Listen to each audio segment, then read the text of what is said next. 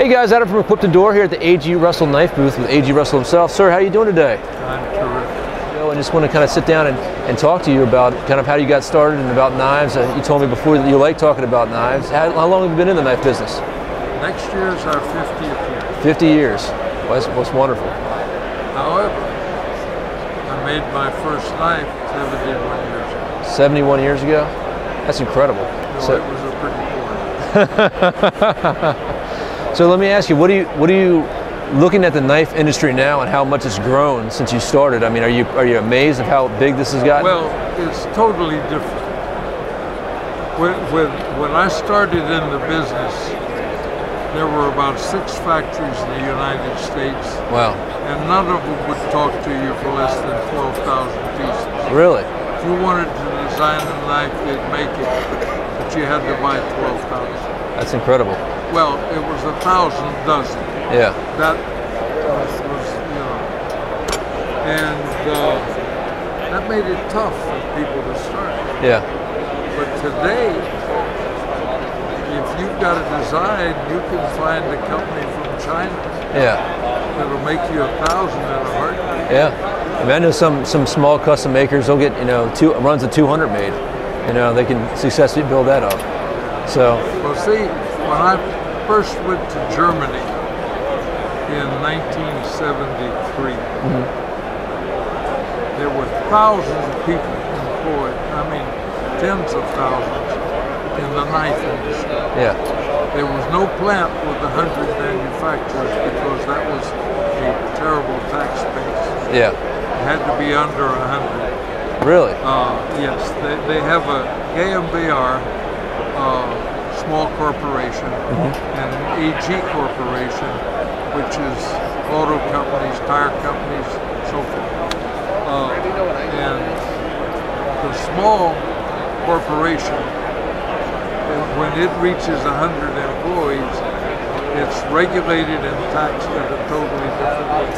Oh, okay. In this country, it's 50. Yeah. Knives, I got into knives because I like making things, and I like making something better than I could buy. And a lot of people get into knives or guns because that's their dream. Yeah. Not everybody manages to achieve. Yeah. Are you shocked at how much the prices have gone up over the years and how you have all these specialized? Well, I've lived with it as it grew. You know, $3 knives. Hell, I bought knives for $0.25 when I was a kid. Yeah. Of course, that was the middle of the tail end of the Depression.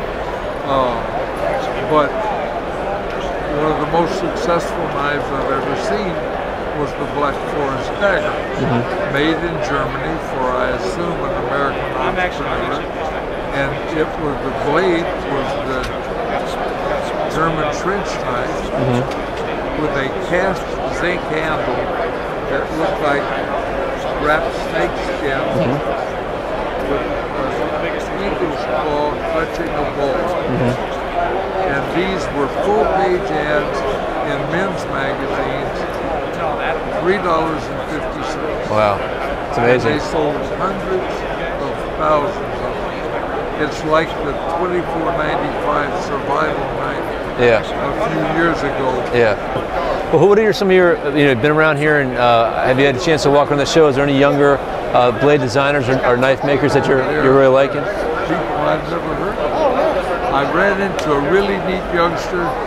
He's 53, but I think of him as a youngster. His name is Condor. And his principal product is not a knife, it's a restraining tool. It looks like a carabin, but it's not. It's got no edge. And he's very dexterous and really knows how to use it. Yeah. And I like him because he's got a great attitude and he's new in the business and excited about what he's doing. And it's been a long time.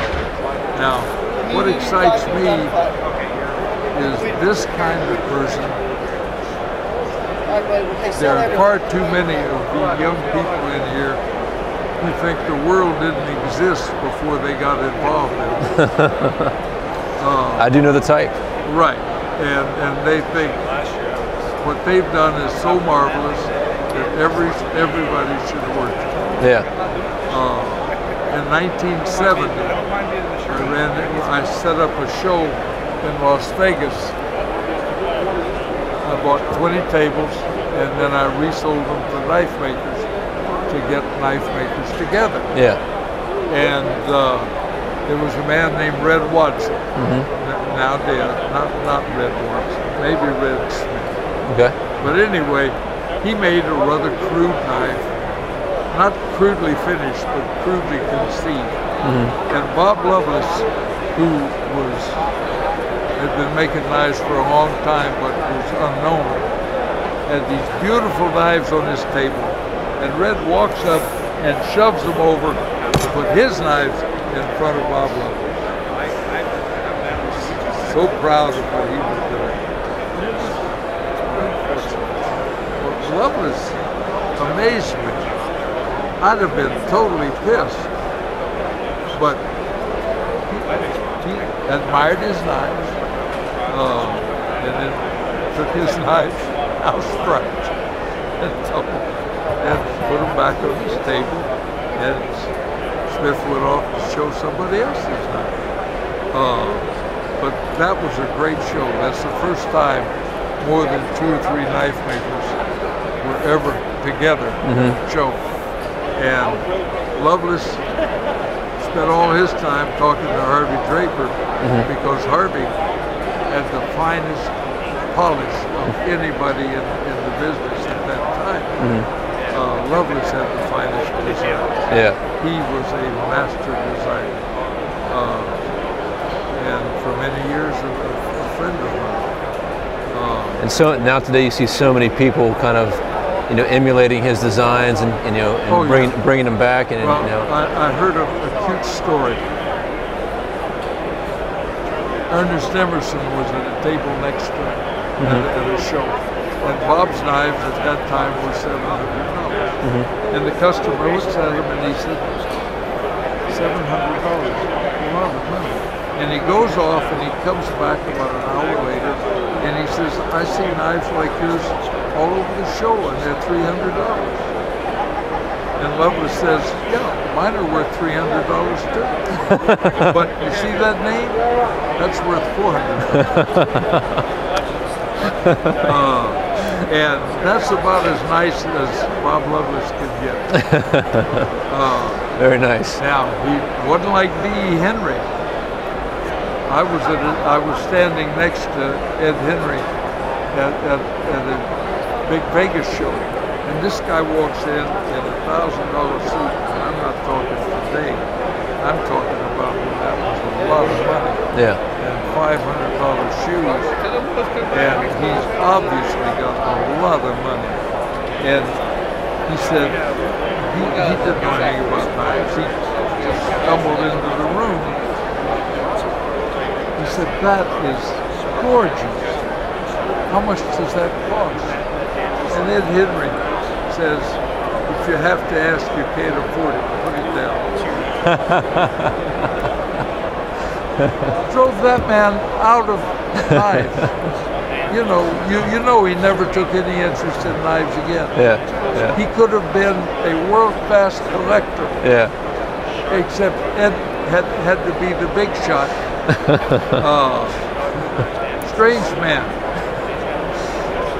I was next to Ed at another show, and a young man walks up and said, Mr. Henry, you make the world's most beautiful knives. And Ed looks right over his head and says, no. And the kid puts his hand down and walks away.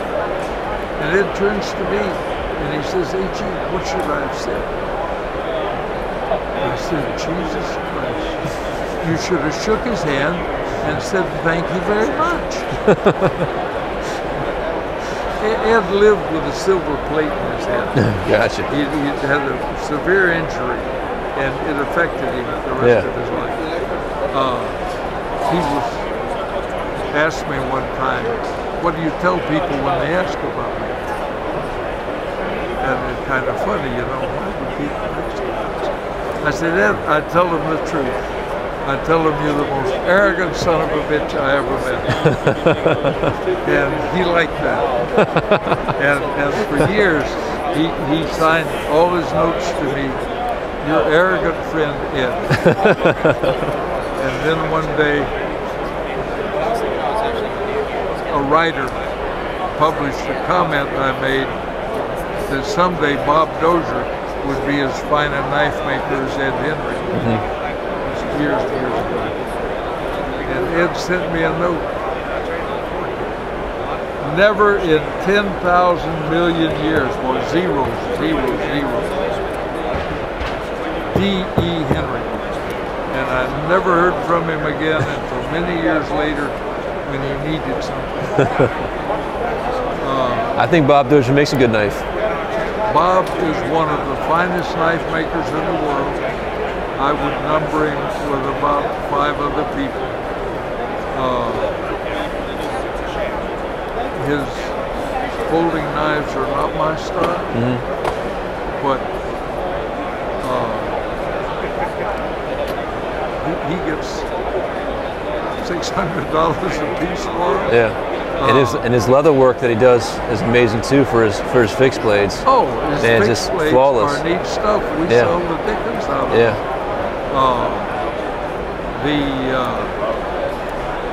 But he's capable of doing finer work than Loveless fix in Loveless style. And he does some of his own style that I encourage this because I thought he ought to be making some knives in the $1,000 range. Yeah. And he does now and does well with it. Doesn't overdo it because what he really likes to make is machinery. Yeah. He likes to make belts too. Oh, well, they're great belts, but I find them so stiff that they don't contain my belly well. But for a pistol belt, you can't beat them because they won't roll. Yeah, absolutely. Yeah. My newest, that's not my newest knife. Well, we look at that one too. That's the Aces. That's my American-made knife, the ZDP 189. But it's $295. It's beautiful. Of course, it sells well. The big one, we only made 700, and they sold out pretty quickly at $485. Now they're over $500 if you can find it. So do you always keep one for yourself at home? I do. Which one? I've carried that one ever since we got first production. This one I just took out of a box because I've been carrying the prototype. It's beautiful. That's my Scorpion. And it's very unusual because of the handle. Yeah. That's simple frame lock with a flipper. Weighs 3 ounces. Left, right, tip up, tip down carry, I see. Say it again. You got the left, right, tip up, tip down carry. Oh, yes. Very nice. 4 positions, 2 clips. Yeah. Comes with a flat clip that'll put it about here, and my deep pocket clip, so you can have either kind of carry you want. Very nice. And it works absolutely as well left-handed as it does right-handed. And you just push it out of the way instead of pushing over. And no reason on earth to make a different knife for the left-handed person, because the left-handed person can handle that just as easily as a right-handed person can. Well, thank you very much, sir. Thank you. All right, guys, if you have any questions or comments, please email me at adam@equiptodor.com. You guys take care. Be safe out there. Remember, if you're not always prepared, you're never prepared. Thanks.